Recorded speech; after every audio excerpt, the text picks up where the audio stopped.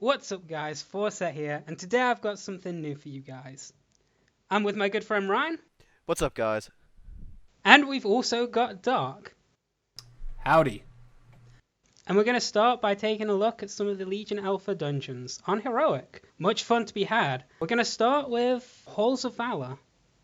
Let's get right to it. First up, we have the boss Heimdall. Heimdall, who was that black guy from the Thor movie. Also, he was blind. And here's a mechanic! The first ability up, we have Bloodletting Sweep. Like the name suggests, he sweeps all enemies in a frontal cone of him, dealing 590k physical damage and puts a bleed on anyone hit by the ability, dealing 115k physical damage over 4 seconds and reduces healing took by 25%. So obviously only the tanks should be getting hit by this ability, so melee, make sure you stay behind the boss, and tanks, don't be dumb and face the boss away. Be good tanks. So the next mechanic we'll be talking about is Dancing Blade. Heimdall will target a random player and throw a blade at them, which will knock back anyone close to them and deal 256k physical damage when you stand inside. You're going to want to make sure you're spread out for this mechanic, as it will hurt and you'll need to save space by making sure you're not standing on top of each other constantly. Next up, we have Horn of Valor. Heimdall will blow his horn, dealing 550k physical damage to everyone, and summons a Storm Drake. He summons 1 Drake on the first cast, 2 on the second, and 3 on the third, and then 3 every subsequent cast. These Storm Drakes will be the primary issue of trying to take down this boss, because as they come, they'll be flying in from off-screen, either from left or the right side. So if you're a DPS or tank, you need to make sure you're watching this at all times, because that's where you're going to be having the boss position based on where these Storm Drakes are coming. Whenever they come through, they're going to be laying down a AoE patch across a third of the room, doing about 410k nature damage every 2 seconds. And added to the normal mechanic of Static Field, on Heroic, it will spawn 6 lightning balls that spawn from the center of the lightning line, and then they will spread, going up and down the track. And as the more Storm Drakes come in, there'll be more crisscrossing lightning balls to dodge. As you can see in some of these videos, that they will nearly one-shot you if you are not at 75% health or more, because they do an AoE explosion. It's important to remember that during the static fields that these Storm Drakes will be dropping, the lightning balls that will be flying across the map, the pre-existing dancing blades will still be spinning. They will be in the way and they will knock you around. So plan your route accordingly. So those were the boss mechanics. What did you guys think of the fight overall? It's pretty much your generic tank and spank, but you really have to worry about the ball lightnings, because they can be a bit overwhelming as you get later and later on into the fight. Yeah, the sweeping blades and the dancing blades don't really seem to be much of an impact on the fight. It all comes down to planning where you're going to be moving from section to section when Storm Drakes come flying through. Yeah, that's always important to be aware of where your storm breaks are, so you can know where you need to stand. Overall, from a tank perspective, I thought it was the damage that went out wasn't exactly a lot, to say the least. Like, on 2 attempts now, I've been able to survive from like the last 20% on my own. But maybe that's just paladins being broken and OP. With the Storm Drakes, I never really had much trouble noticing where they were coming from, unless I just brain farted and forgot that it was happening while it was happening. You know, maybe I avoided 2 and forgot about the last one. As long as you actually turn your camera to like the left or the right, it's usually kind of easy to see where they come from. You gotta remember, as far as damage going out on the tanks, that we were scaled up to basically just below full heroic here, weren't we? Yeah, for the most Yeah, part. that's true. We were scaled up to 820, and heroic gives 820. And really, it seemed like, as for healer, the most damage that was going out was people getting hit by dancing blades and lightning balls. Now, beyond that, it's really not that bad. Overall, the fight seems kind of undertuned, would you say, for the most part? Like, there are things that do hurt, but it didn't really feel like a heroic fight. Well, if we were taking that much damage as DPS at that gear level, I'm kind of wondering how difficult it'll be if you fuck up on just starting out heroic's gear level. Right, but a lot of those mechanics that hurt like that were more because we were messing up, like Right. multiple people getting hit by the same blade. Well, especially If it was just considering one person. our comp, which is an almost entirely melee and the one healer, it was really hard for you, and that 1 in 4 Right, chance of yeah, getting... I remember watching the So- video and seeing you get hit by like 3 in a row Yeah. because you were the only person who could be targeted by it. You couldn't really get any heals off. I thought Right. that was quite funny, really. It's not great. But in a normal group, as long as everyone would be spread out, I think it'd be really easy to manage. I think the only thing that could really fuck you up is when he drops a spinning blade on somebody as a breath's coming in and it knocks them into it. Yeah. I think that's like the biggest thing that someone would watch out for. On to the next boss! Right. For the next boss, you can choose which boss you want to fight first.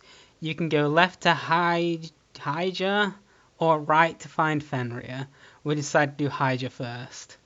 Before fighting Hyja, you have to first defeat 2 trash mobs that use certain abilities. It's worth taking note of what they do, as the same trash mobs empower the boss during the fight, and pass on the abilities they used during the trash fight, but we'll cover those during the boss explanation. After being defeated, both Solstin and Olmir will take respective positions along Hirsha. Solstin will be on the left and provide Mystic Empowerment Thunder, a stacking buff that increases the damage of Eye of the Storm by 15% per stack. The next mechanic you want to look out for is Eye of the Storm. The boss will set up a massive bubble that everybody needs to stand in. And it's basically just a heal through thing, and you don't really have to worry about it too much. The other thing that's important here is Expel Light will also come out during this time, so if you do get it, you want to run out of the circle and then get back in really quick, because you will take damage when you're outside of it. And Expel Light in general will happen during all points in the fight. If you get it, just step out of the way of everyone else. It'll deal 410k holy damage to anyone within 8 yards of the player that it's cast on. Once the boss finishes the cast of her empowered ability, she will soon use a cast that will launch a burst of holy energy at the tank, knocking them away and anyone standing behind the tank and dealing 1.4 million holy damage. Probably the hardest hitting thing in this fight, so use some kind of active mitigation for it. Ideally, you want this ability to knock you over to the opposite side, to make switching empowerments much easier. As the boss approaches Olmir, she'll gain stacks of Mystic Empowerment Holy, which will provide a stacking buff that increases the damage of Sanctify by 15 per stack. Sanctify is a lot like the Heart of Fear's Attenuation. It's going to be cross-staggered orbs of light that shoot out from her and deal 200k holy damage on contact before empowerment buff. If you position it right, you can usually have a tank soak them and melee stand immediately behind it and hit the boss. It's important to remember that Hirsha will only cast Eye of the Storm while near Solstin, and Sanctify while near Olmir. Her stacks of Mystic Empowerment will slowly drop off over time. So like before, those are the boss mechanics. What do you guys think of the fight? Sucks dick. I mean, yeah, it's not the greatest fight. It's not mechanically complex. It's just making sure you don't stand in front of the boss when his tank's getting knocked away, because that'll kill you. But other than that, it's just making sure you stand in the right places at the right times. It feels like they went for like a dungeon boss that was slightly more strategy based, but it turns out you just run one side to the other. There really is no balancing of Mystic Empowerment. Yeah, the strategy is pretty simple. I think the one thing they should have done maybe for Heroic, because again, this goes for the whole Heroic should be somewhat hard, and again, this really didn't feel like it was. I think maybe they should have had the stacks stay, so you kind of force it almost acts like a minion rage.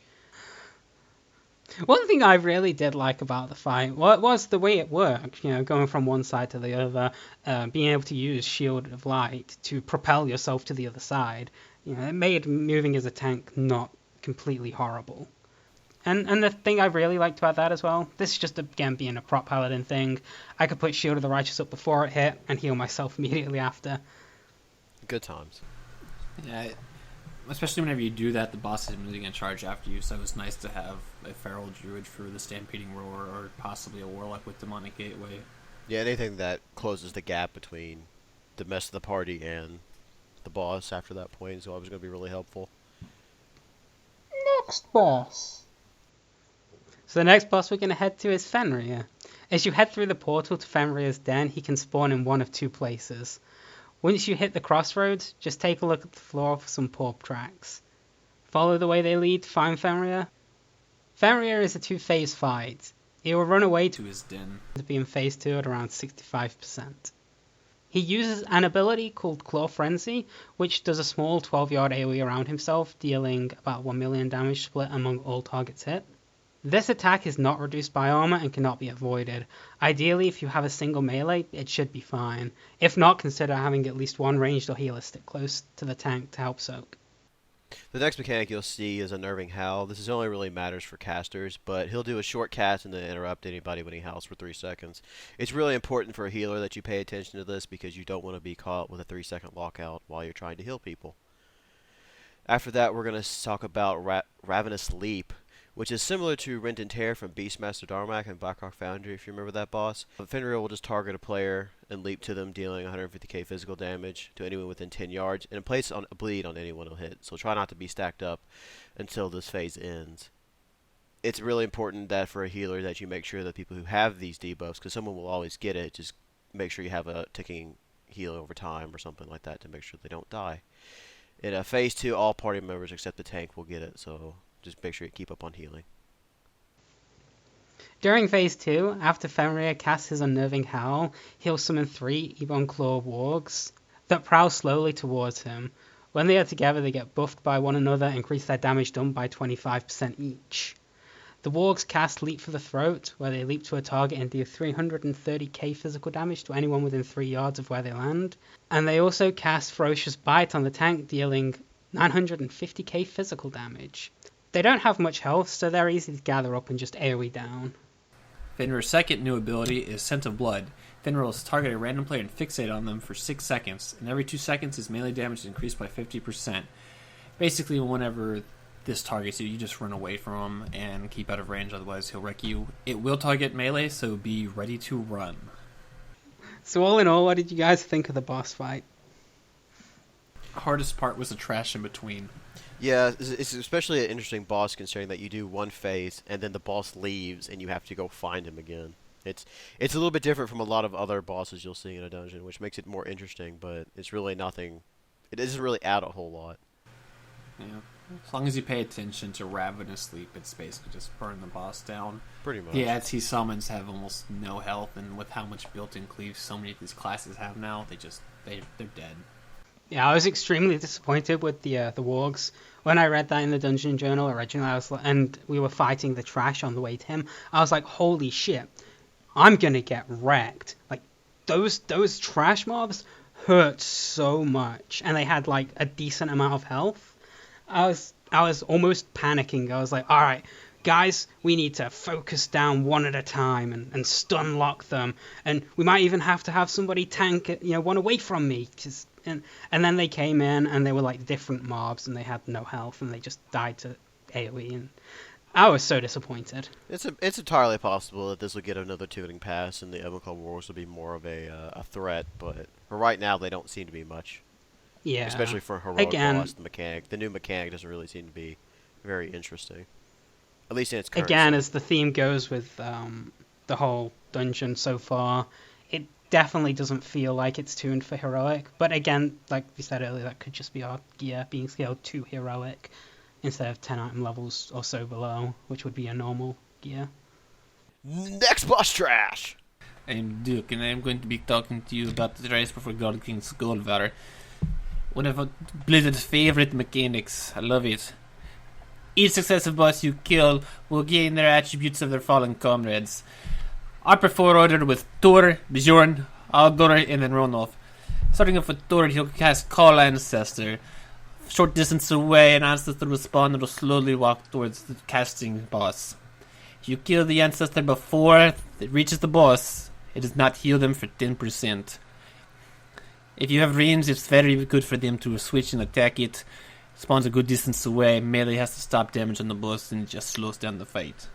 The next piece of trash is Bjorn. Bjorn will cast an ability called Wicked Dagger, where he will target them by target and do damage to them and reduce healing they receive by 25%. It is important as a healer to realize that you will need to heal these people more than otherwise because they will be taking reduced healing.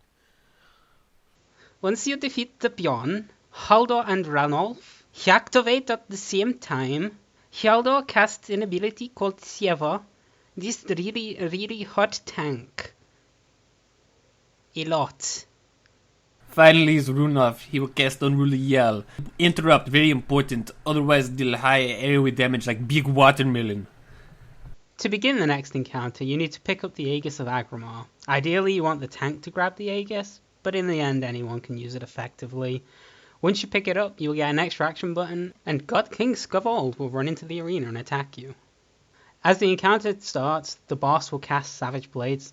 It's about a 2-3 second cast, and it hits the tank for about 1.1 million damage, and apply a not so very nice bleed if the tank doesn't have active mitigation up when they get hit. The bleed deals about 50k physical damage every 2 seconds for 20 seconds. This stacks. The next mechanic you'll want to watch out for is Fellblaze Rush. The boss will charge to a random player, dealing 760k damage to everyone within 10 yards. Just make sure that you are spread out when it happens, because it will splash, and it can target melee, so be careful that you're not stacked on top of each other. Scovold will also start to cast Ragnarok at certain points that deal 500k damage to all enemies every 1.5 seconds for 9 seconds. Normally, this ability will absolutely destroy anyone. You, however, possess the Aegis of Agramar. Using the extra action button that the Aegis gives you will put a protective shield around you that the group needs to stand in to avoid Ragnarok completely. After he finishes casting Ragnarok, he will knock the Aegis out of your hands and take it for himself. During the fight, Scovold will pick up the Aegis for himself and use it. During this time, you have to get behind and do damage, and he'll begin casting the heroic mechanic, Flames of Woe. This will summon 3 undescribed fire elementals that drop fell fire behind them that deals 131k every 0.5 seconds and fixate on 3 people and chase them down. These need to be killed quickly, as they'll be fire on the ground and it'll clutter up the playing area. Shortly after Flames of Woe, he will drop the Aegis. All you have to do is go grab it again. After that, the fight's pretty much rinse and repeat. So as always, those are the mechanics. What did you guys think? Overall, this is probably the easiest fight out of the whole dungeon. Yeah, I can agree with that. It's basically tank and spank and just don't stand in the bad. There's way too much room around, in the arena. The Flames of Woe leaving fire just don't make any real impact. I guess if you had a full melee group, that'd be a bit of a pain in the dick, but it really isn't that bad. Well, one of our attempts where we even had that, we had 1 tank, 1 healer, and 2 melee, and they still weren't that big of an issue. Right. Like, once they clumped up as they came, because we were all basically melee, they grouped up and they just got cleaved down really fast. I feel like something that would probably make it better is if the time between each, I guess you could call it phase, from between the rinse and repeat part, is that it's too short. Everything seems to happen really quickly, but to compensate for that, the boss has such a low amount of health that it's probably like a minute fight. Yeah, it's all his abilities are very quick in succession. It's just bam, bam, bam, bam, bam. There's no drawn out phase where he's just auto attacking. Healing is really not difficult as long as everyone makes sure they don't stand in bad. I mean, and because they have such a huge area, it's really easy to avoid all the bad void zones or anything that's left behind by the boss. Sorry, they're fell, not void. You're confusing a the void, file elementals with void walkers. Leave behind all the fell zones. Next boss. As you defeat God King Scovold and claim the Aegis of Agramar, Odin will get up off of his fat ass and challenge you to a duel. Duel! Don't let his ridiculous health pool scare you, though. He only wants to test your ability. Taking advantage of the mechanics will also make this fight way much easier. An interesting thing to note during this fight is that you cannot die. However, if you drop to 0 health, you will be considered defeated by Odin, and you'll be carried off the battlefield by a Valkyrie and forced to watch your friends continue the fight as a defeated combatant. In order to make this fight go faster, Odin will place a sigil over each player that will have a corresponding spot on the battlefield. They will be color-coded and have a Norwegian shape to them. If you run over to your matching sigil, you will turn into a Valkyrie and increase your healing and damage by 50%. The next mechanic is Spear of Light. Odin will target a random ranged player and summon a Spear of Light underneath their feet, dealing 530k damage to everyone within 8 yards, and the spear will persist, causing 115,000 ticking damage every 2 seconds to anyone standing near it. Then occasionally throughout the fight, Odin will shatter those spears with an ability called Shatter Spears. which will cause them to send out 4 glowing fragments that shoot out from where the spears were shattered at. It's similar to Genrock the Breaker's heroic mechanic, where the lightning balls come out and you have to avoid them. But because of the large area of the fight, they're typically pretty easy to avoid. But getting hit by a fragment will stun you for 3 seconds and deal 530k holy damage to the player. Thor's dad's big one-shot mechanic is called Radiant Tempest. He'll pull everyone into his hitbox and charge it up, and unless you have an immunity, it will essentially one-shot you if you're standing within 30 yards. And the heroic mechanic for this fight is that he will periodically summon Stormforged Obliterators. Odin will summon a Stormforged Obliterator that will cast Surge, dealing 410k damage to all players. With each successful cast of Surge, the next one will cast 100% faster. The first cast is around 5-6 seconds long and interruptible, so as long as you switch right away, it should never be a problem. And that is the last boss. Guys, thoughts on the boss?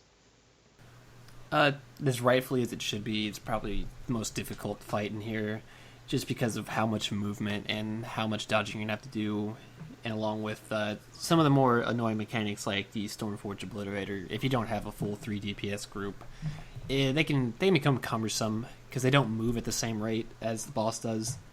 Yeah, it becomes really important to dodge the Shatter Spirit Orbs, because they can deal a lot of damage to the raid, and getting down the Stormforged Obliterator is always a big priority. But it has really interesting with image mechanics, but like with the Runic Brand, which requires you to stand on something, gives it a really nice flair to a fight that would otherwise be kind of a slog otherwise.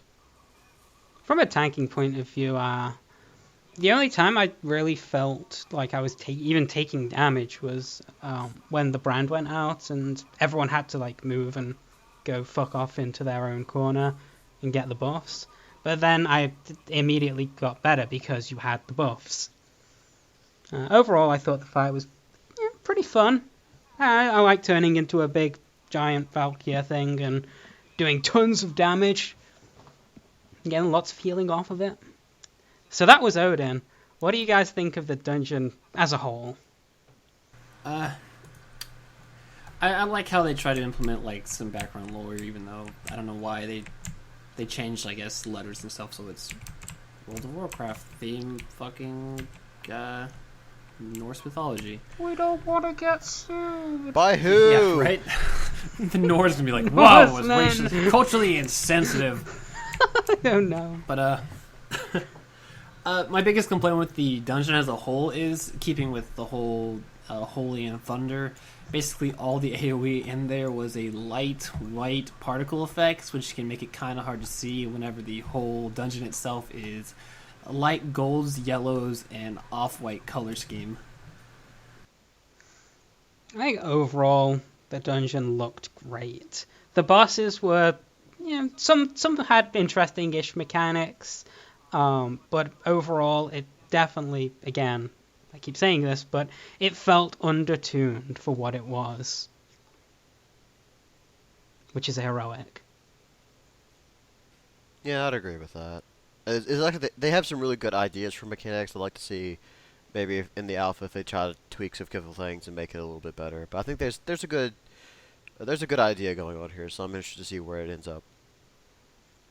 And that about wraps up the whole Halls of Valor for now. Join us next time where we take on a different heroic dungeon. The 3 of us again together. Let's make this a thing. I'll try to be less shit at healing this time. So if you want to see more, like, comment, subscribe. Leave any notes down in the comments. We'll be trying to make more of these as they come out for the Legion Alpha Heroics. If there's something you liked, let us know. If there's something you didn't like, let us know. If that thing was everything, then, well... Comment anyway. If you hate us, well... Tell us how bad we are, because we are.